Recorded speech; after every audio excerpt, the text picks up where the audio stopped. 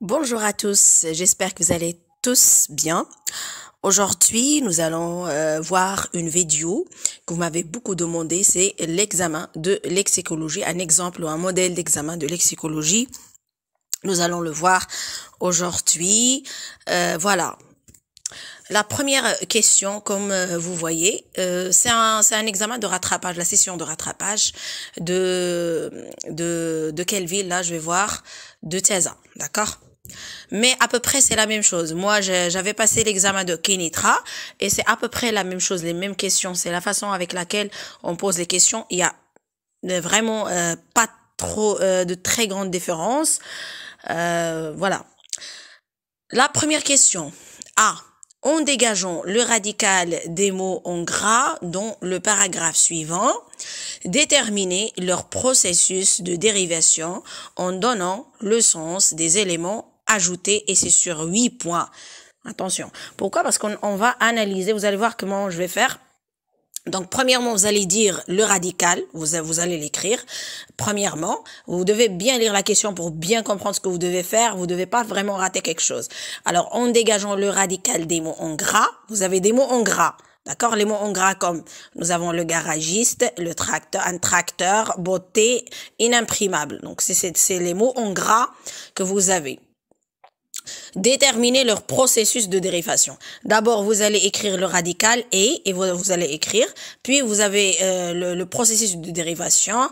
Et après, vous allez donner le sens de l'élément ajouté. Si c'est un préfixe, vous donnez son sens. Et si c'est un suffixe, vous donnez son sens. Je vais vous expliquer comment. Commençons par le garagiste. Le garagiste, c'est le premier mot que nous avons. Excusez-moi. Donc, nous avons le radical. Je vais écrire comme ça. Le radical, 2 points. Le radical du garagiste est garage. Ça, c'est la première des choses que je vais faire. Le radical du garagiste est garage. Deuxièmement, je vais écrire le processus de dérivation du mot garagiste est. Le processus de dérivation du mot garagiste est. La base ou bien le radical garage, d'accord? On peut dire la base, hein? La base ou le radical garage. Donc, vous dites radical puisqu'il vous a demandé le radical. Le radical garage plus le suffixe ist. Et vous mettez garage entre guillemets et suffixe entre guillemets. Excusez-moi, je pouvais pas vous écrire les réponses comme ça, écrire. Pourquoi? Parce que j'ai pas vraiment assez de temps pour taper sur le téléphone. Donc, j'ai choisi cette méthode seulement de vous dire les réponses oralement, comme la vidéo précédente. D'accord, excusez-moi. Donc, voilà. Donc, on a dit le processus de dérivation est de points, le radical garage, entre guillemets garage, plus le suffixe ist, entre guillemets aussi. Le mot et puis, on va commencer maintenant l'analyse. Le mot garagiste, on peut dire le mot ou bien le dérivé, ou bien le mot dérivé garagiste. Donc, on dit le mot garagiste est dérivé du mot garage. Virgule.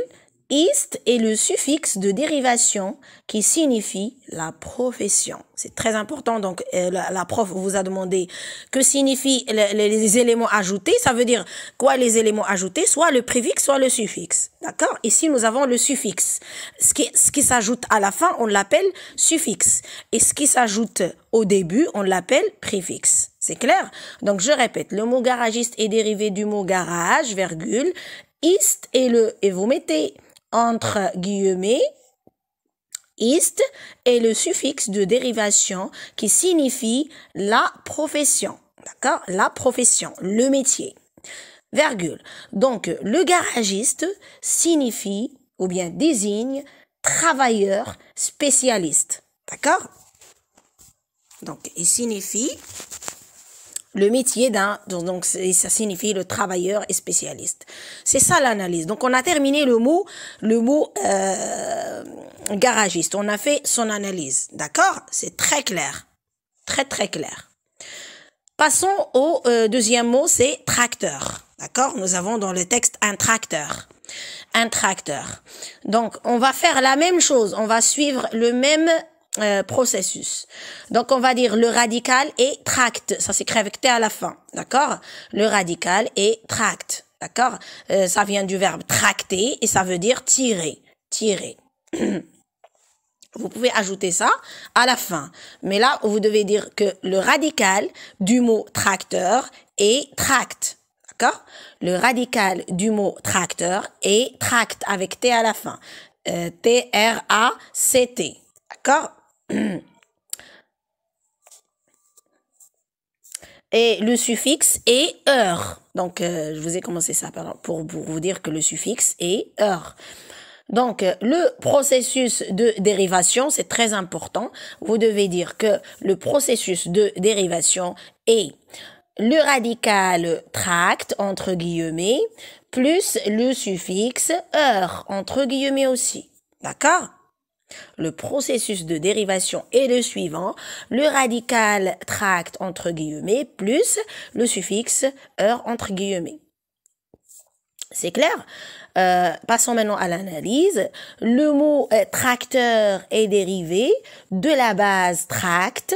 D'accord? On peut dire soit de la base tract ou bien du radical tract. C'est juste pour ne pas répéter le mot radical.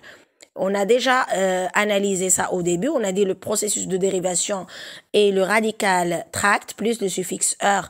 Donc, continuons notre analyse. On va dire que le mot tracteur est dérivé de la base tract avec le suffixe de dérivation heure qui est désigné pour la machine. D'accord? Qui signifie la machine. Heure est désigné par la machine. Donc, tracteur est une machine. Il s'agit d'une machine qui sert à tirer. Donc, vous pouvez dire ça à la fin.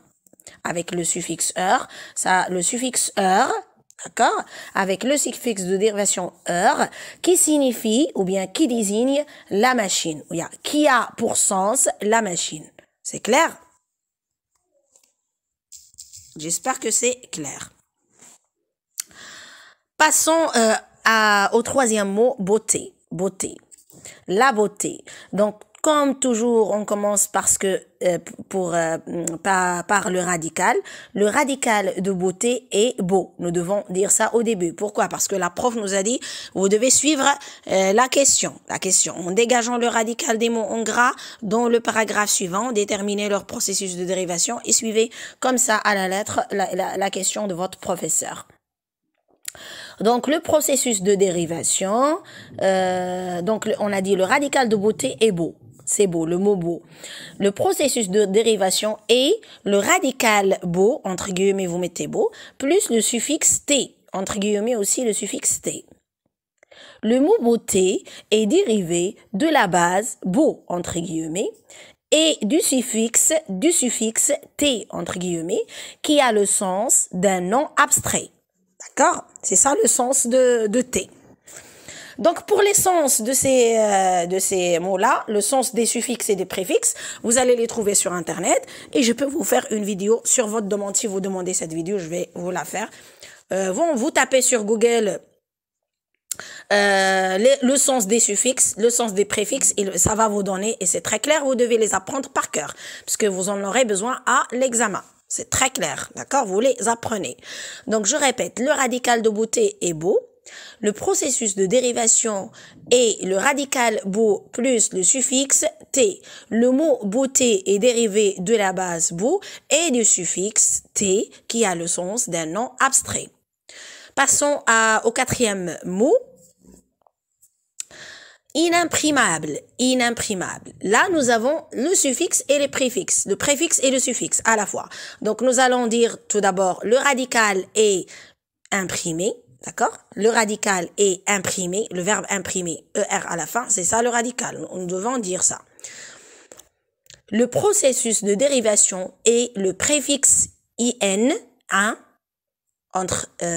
entre guillemets toujours, plus le radical imprime seulement, entre guillemets aussi, plus le suffixe able, d'accord? Plus le suffixe able. Donc, je répète. Un inimprimable, le radical est le verbe imprimer, d'accord? Le processus de dérivation est le préfixe in, plus le radical imprime, plus le suffixe able. Le dérivé inimprimable se compose alors d'un préfixe in, entre guillemets, qui indique le contraire ou l'antonymie, et le suffixe et du suffixe, donc il se compose d'un préfixe un qui indique le contraire ou l'antonymie, et du suffixe able, qui signifie la possibilité. On va donner la signification des préfixes et du suffixe. C'est très important. Donc, on a dit du suffixe able, qui signifie la possibilité. Voilà. Donc, imprimable veut dire qu'on ne peut pas imprimer. Donc, veut dire ce qu'on ne peut pas imprimer. C'est clair? J'espère que c'est clair le premier exercice. Passons maintenant au deuxième exercice. Donc, le deuxième exercice dit « Choisis le paronyme qui convient ». Nous avons la phrase « Dans son allocution, le candidat a été brillant ». Donc, le mot allocation, ça veut dire les allocations, par exemple, qu'on touche pour les enfants. Lorsqu'on a des enfants, on a des allocations, d'accord? Donc là, ça n'a rien à voir avec notre phrase. Le premier mot, non, c'est à éliminer. Donc, dans son allocution, on va répondre par le deuxième mot. Dans son allocution, le candidat a été brillant. Ça veut dire quoi, allocution? Ça veut dire la manière de s'exprimer. Sa manière de s'exprimer. Donc, dans son allocution. D'accord? Deuxième mot.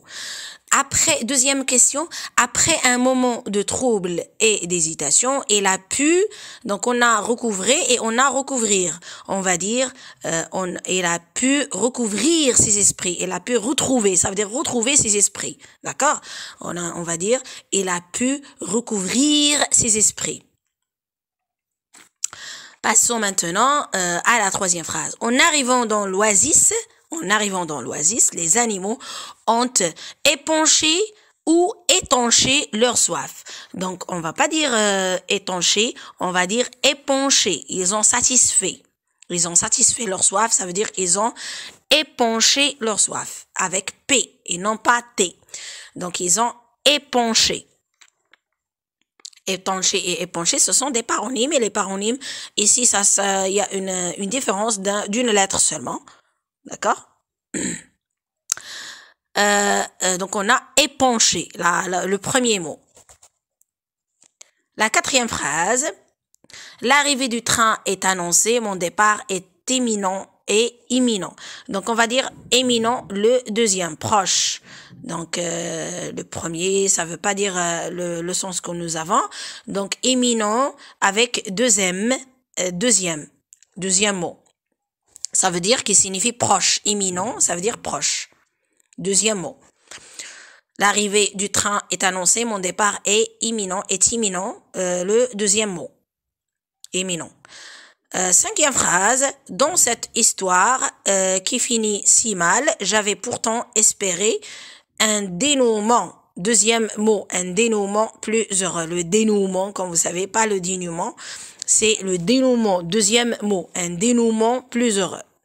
Le deuxième mot, le deuxième paronyme. C. Choisis parmi les homonymes entre parenthèses celui qui convient. Les homonymes, ce sont des mots qui se ressemblent, qui ont la même prononciation et qui n'ont pas la même écriture, d'accord? Et des fois, ils ont la même écriture, mais ils ont un sens différent, d'accord? Quand je dis homonyme, c'est homographe et homophone. Nous avons les homonymes suivants, vers avec VER, vers avec VERS, vers avec VERT et vers avec 2 R et vers avec VAIR. Passons maintenant au texte. Vous devez vous concentrer et vous devez comprendre les homonymes pour bien répondre. Le roi s'avança vers les courtisans. Il s'avança vers les courtisans, ça veut dire il va vers.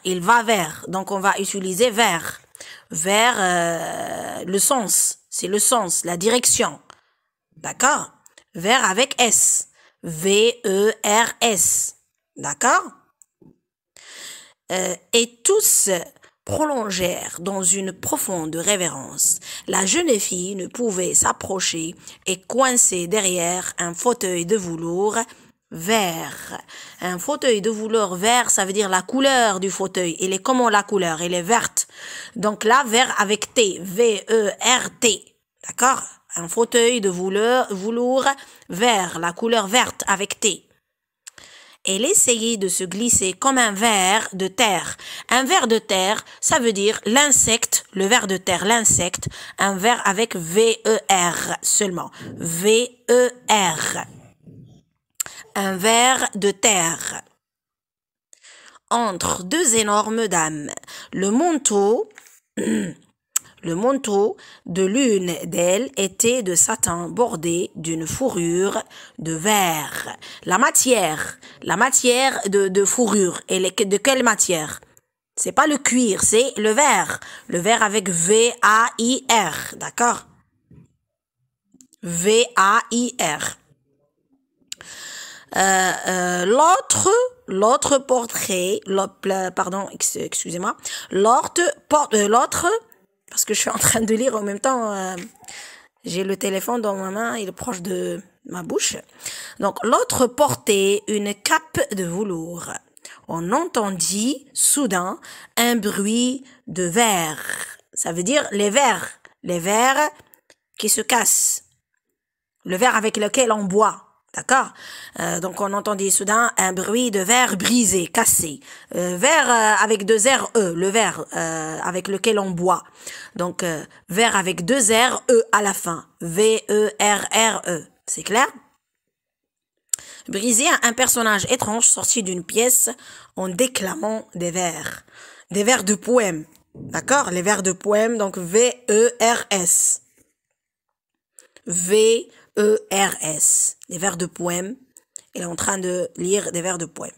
Et en élevant devant lui un grand verre, le verre avec lequel on boit, d'accord? Boisson un grand verre avec lequel on boit avec deux R, E.